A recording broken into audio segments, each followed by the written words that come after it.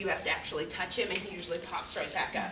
But if we can just make sure he doesn't lay on the ground at all, like if you see him going for it, say, and you have my permission to pick him up. If you can, he's heavy, I know.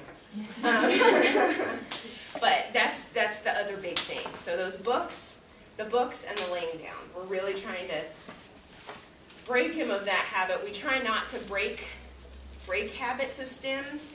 We try and put appropriate boundaries on them, because if you try and break it completely, he's going to replace it with something worse. So, but it is not appropriate to lay down anywhere but in his bedroom. So that's what we're working on there. Right now, our expectations for him in that room are to sit down and eat snack with everybody. He can sit there at the table with every other child. He can pray. We pray at home. He knows. You say, let's pray. He prays. Eating the snack, finishing the snack. You can help him ball the stuff up and show him where the garbage can is, and he can throw the snack away. He can do all of those things. He knows that he's supposed to sit there until everybody else is finished or he has permission to leave. You may hear him say, all done. At home, if he says all done and it's okay, we let him get down from the table. I would caution you not to let him get off the table until you're ready to move on to another activity, because the first place he's going to go are those books or the puzzles. So giving him a lot of free time like that, once he gets involved in something, it's going to be a lot harder to get him back where you want him. So eating snack, no books. The puzzles too, when you take the books away from, the next place he's going to go are the puzzles. And I have gone in there and seen him take he's got all 10 puzzles in front of him and all the pieces everywhere. And at home, he gets one puzzle. He's good at puzzles. He likes them. Can he put them back if he had just one? Yes. Okay. Yes. At home, the puzzles are up, and he has to ask for a puzzle. He has to sit at the table. He gets one puzzle. He does the one puzzle, and then he finishes it, and it gets put back up. So I would ask, if you can, if he's doing a puzzle, have him take the puzzle over to the table, sit down, do the puzzle, take the puzzle back. Don't let him get out 12 puzzles at a time or anything like that, because he does not need to make a mess like that. Now, I say all that. I know that you have other kids in the room with you. I know there's only 2 adults, and there may be 4 kids, there may be 10 kids. Who knows that Sunday? So do the best you can with him. Try and keep encouraging him to come and sit back with the kids during the story time. He started to get into the story time a little bit. Those pictures actually helped a lot. And Reagan was asking questions, oh, what animals do you see? And he loves animals and, and pictures and all that, so that really got his attention.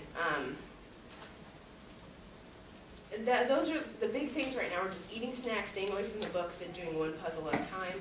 And then hopefully, gradually, we'll get longer. We'll be able to sit longer and, maybe get through the songs next time. Or, it's just going to take a while, because he's only in there one time a week.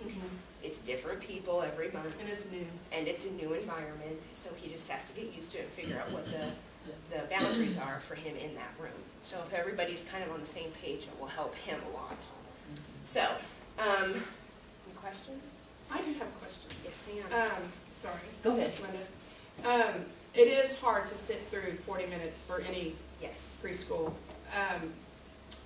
But if we get to the point where he is very distracted and sitting down against his will, is it okay to give him a book or a puzzle? Yes. You may go to the table now and you may do this. Yes.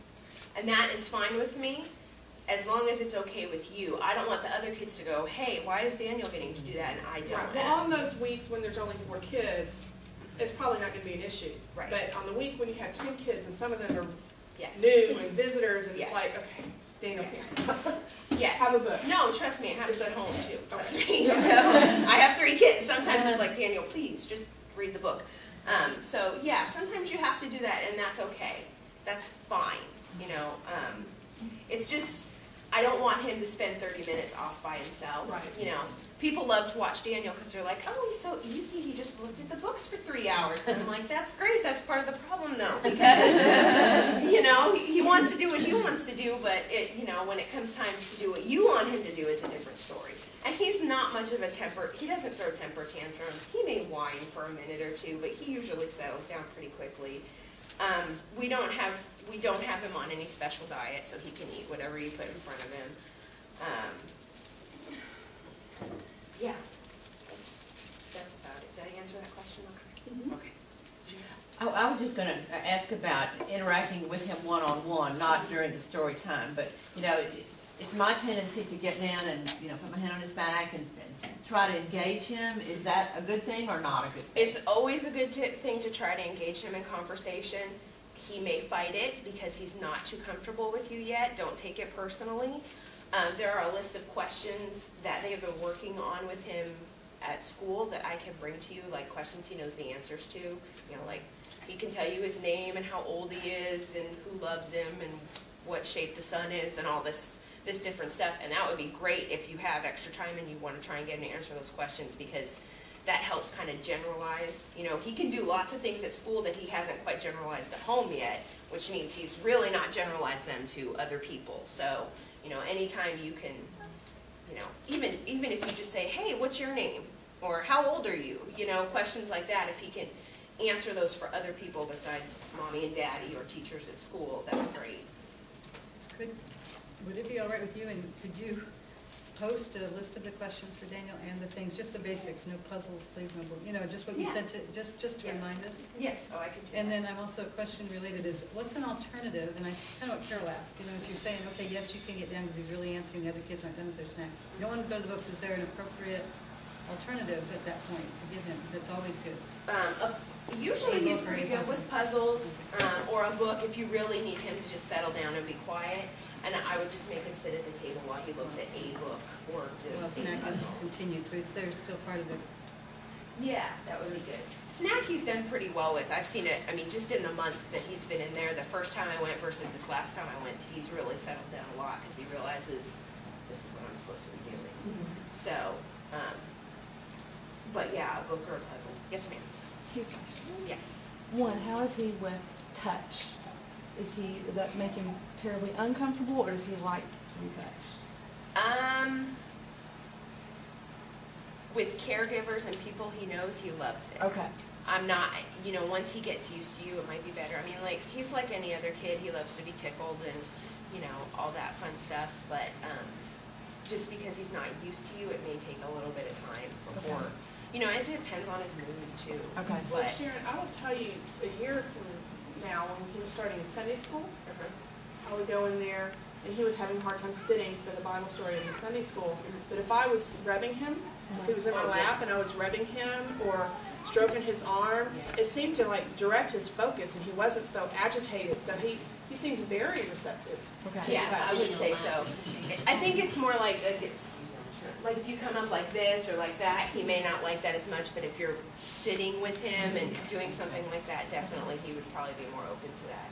He does like that. He has some sensory issues, which often goes along with autism, and so, and he's just big and gangly anyway, so he's not aware of his arms and legs sometimes, so, you know, he likes that. He loves for me to, like, fingers and hair and that kind of stuff, and the back of his neck. He likes all of that stuff. And, so yeah, if you're trying to calm him down, that's a good idea. If you're trying to calm him down, or you know, you're trying to just sit with him, and sometimes you may find during the story it's better to like have him on your lap or to kind of, you know, I usually sit like this because you're in those tiny little chairs.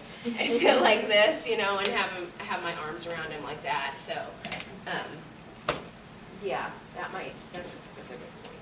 And with other kids that are around, if they ask questions, what do you want other kids to know about interacting